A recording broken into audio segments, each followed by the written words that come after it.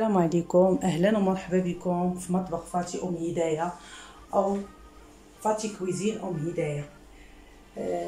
كنشكر كل من شجعني على فتح هذه القناه، من ناس قراب وبعاد واصدقاء وعائله. شكرا جزيلا للجميع. كنتمنى ان هادشي اللي غنقدم لكم ينال اعجابكم من وصفات ومن نصائح، ونتبادلوا النصائح علاش لا. اليوم ان شاء الله بغيت نقدم لكم دجاج في الفرن بطريقه صراحه انا تتعجبني وتتعجب وليداتي، اللي هو دجاج في الفرن ببطاطا بنكهه دجاج محمر. اليوم المهم عندنا في المقادير دجاج على حسب عدد افراد الاسره، بطاطا كذلك، عندنا واحد مطشه متوسطه محكوكه، بصله مشنفه رقيقه، شويه القزبر ومعدنوس، شويه زيتون مقطع رقيق، شويه زيتون الحامض مصير مقطع رقيق، الثومه من 4 حتى ل 5 فصوصه متوسطين، نص معلقه ديال الهريسه، هذه كتبقى اختياريه، اللي تيبغي الحار يديرها، اللي ما بغاش بلاش. عندنا هنايا الملحه غير شويه لان ديجا عندنا الحامض والزيتون مالحين باش ما تجيناش الاكله مالحه.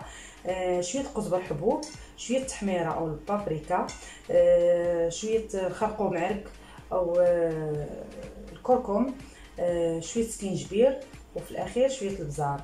وهنا كيف ما تلاحظوا معايا انه عندي شويه الزعفران الحر والسمن وزعيطره، غير شويه شويه. وبالنسبه باش غنطبخوا ان شاء الله بزيت زيتون. دابا ان شاء الله غادي ندوزو للطريقه. اول حاجه غادي ناخذوا هاد العطريه، لاناش انا ديجا عابراها، وغناخذوا هاد الهريسه والثومه والزيتون كنوضعوهم في الاناء حتى هما، وهاد تقريبا 2 معالق كبار ديال الزيت ديال الربيع مقطع حتى هما مطحونين مزيان. وفي الاخير هاد شويه السمن والزعفران وزعيطه.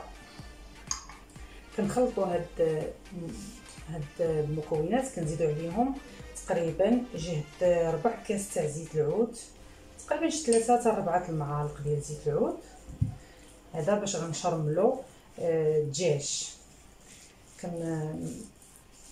تتنسجم، نخلطو تتنسجم العناصر مزيان على هذا الشكل كما تلاحظوا. صافي، ونحط الطريفات ديال الدجاج اللي باغا نرقدهم،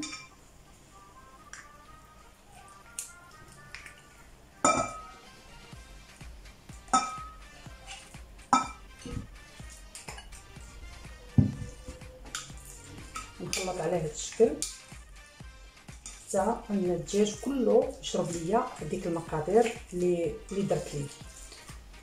وغنتلاقاو باش من بعد واحد ربع ساعه يترقد هذا الدجاج مزيان، وغنتلاقاو باش نوريكم الطريقه باش غنوضعوه في المول اللي غادي يدخل الفران ان شاء الله. بقاو معايا.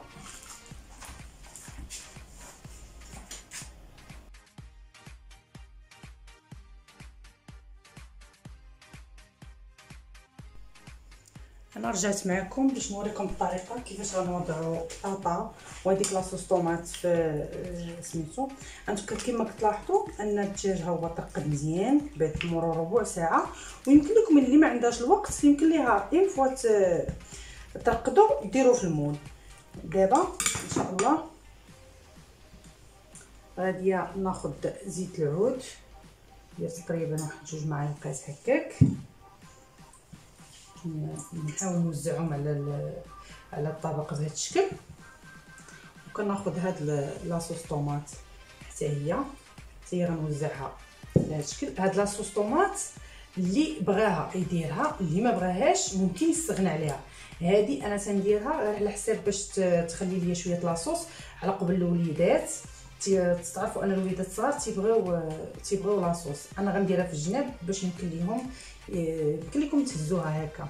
وبالنسبه لهاد البصله حتى هي غادي نديرها، غنفرشها في الدجاج على هي اللي غادي تطلق الماء. طلق الماء فاش غادي يطيب لينا الدجاج، وبطاطا هي بالطبع غادي تطلق شويه الماء. لهذا فحنا هنا انا نسيت نقول لكم انني زدت واحد قيمه شي ربيع كاس ديال الماء باش هذيك الشرموله تدخل في الدجاج مزيان.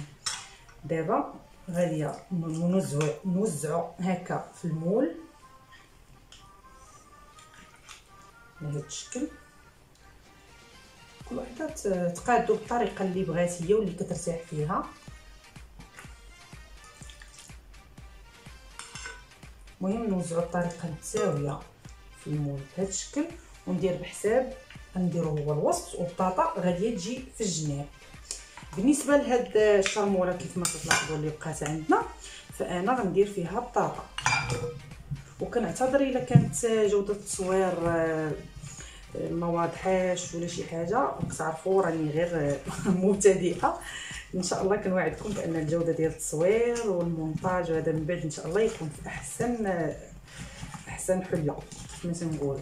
هكا كيف ما تلاحظوا شرملت هاد البطاطا بهاد لاصوص نيت اللي شاطت على الدجاج. دابا ان شاء الله غادي نحطها في جنيبات بحال هكا، غادي نوزعها كامله، نوزعها على الجناب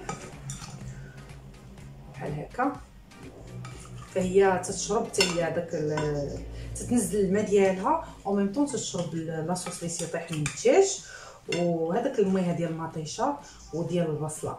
وانا متاكده ان هذا الطبق غينال الاعجاب ديالكم، لاناش تقريبا كل الناس اللي زعما تيذوقوه عندي تيعجبهم. وصراحه انا هذا اول مره كنت غادي ندير هكا دجاج محمر، قلت احسن يكون في الفرن في عوض نطيبوه في طنجره ولا هذا. جربته وضفت ليه من بعد ضفت ليه البطاطا على قبل، كيف ما قلت لكم على قبل الوليدات الصغار، لاناش تيبغيو البطاطا. و ميم طون كتكون هاد الوجبه تتكون متكامله بالنسبه للغدا. بالنسبه للغدا وراها خفيفه، لا لاحظتوا راه ما فيهاش دهنيات ولا هذا. يقدر يديرها الواحد غير بالفخيدات بوحدهم ولا يديرها غير بالصدوره بوحدهم، يعني المهم يقدر يقدمها حتى في العشاء، فهي خفيفه. واللي بغى كيف ما قلت لكم ما يديرش بطاطا ما يديرهاش. انا اول مره درتها بلا بطاطا، ومن بعد على قبل الوليدات الصغار بديت ندير بطاطا. هاد التشرميله نديرها هكا فوق الدجاج، فهي من بعد غادي تذوب، غادي تنزل ملي غتعرق غتنزل مع لاصوص على هذا الشكل هذا. ودابا كنزيد انا واحد شويه هكا شويه زيت على هذا الشكل صافي. تنجيبوا ورق الطهي والالومنيوم هما باش غادي نغطيو هذا المول. نديروا ورق الزبده ضروري قبل الالومنيوم هو باش غنجمعو هاد الخريط ديال الالومنيوم هكا.